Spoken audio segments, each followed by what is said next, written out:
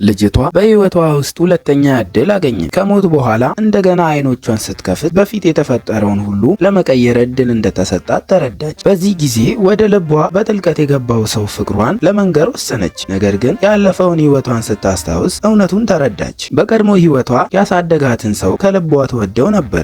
እሱን ለማግባት የምትችለውን ሁሉ ታደርግ ነበር። ነገር ግን የእሱ ልብ ሁልጊዜ ከመጀመሪያ ፍቅሩ ጋር ነበረ። ከጋብቻ በኋላ ሰውየው በብርድና በግዴለሽነት ይይዛት ጀመረ።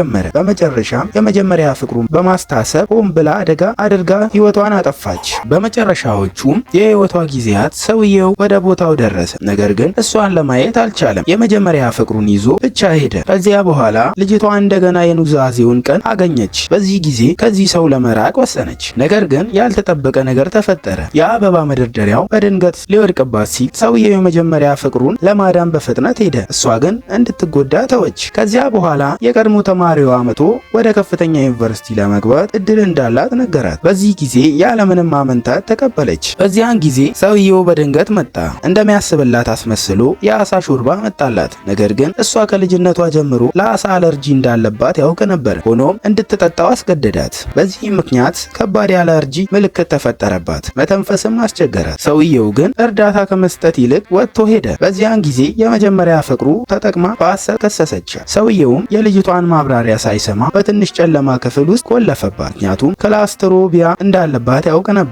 በማግስቱ ከክፍሉ ስትወጣ የመጀመሪያ ፍቅሩን አገኘ። ወደ ቤቷ ገብታ እቃዎቹን ሰብስባ ለመሄድ ወሰነች። ሰውየውም ሽቶዋን ይዞ መጥቶ ሁሉንም ነገር የእሷ ጥፋት እንደሆነ ነገራት። እሷም በቁጣ ሽቶውን ወረወረችና ከእሱ የተቀበለችውን ሁሉ አቃጠለች። ከዚያም የቤት ሰራተኛዋን ስሟን ከሰውየው ስም ጋር እንዲያገናኝ ጠየቀች። ከአሁን በኋላ እሷ የማደጎ ልጅ ብቻ እንደምትሆን ወሰነች። ፍቅሯንም ለመተው ወሰነች። ትምህርቷንም ከመጀመሯ በፊት የወላጆቿን መቃብር ለመጥረግ ሄደች።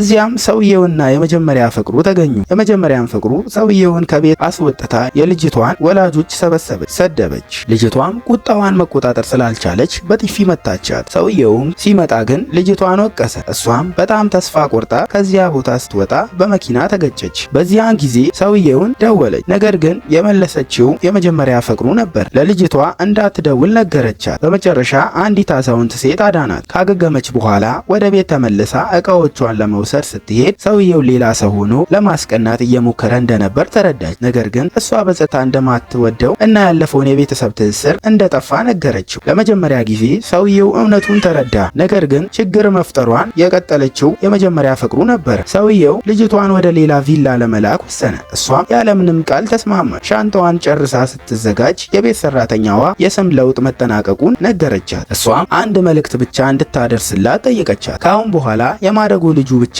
ነኝ፣ ዳግመኛ አልወደውም፣ ዳግመኛ አላስቸገረውም። ከዚያም ልጅቷም ሳትመለከት ትታው ሄደች።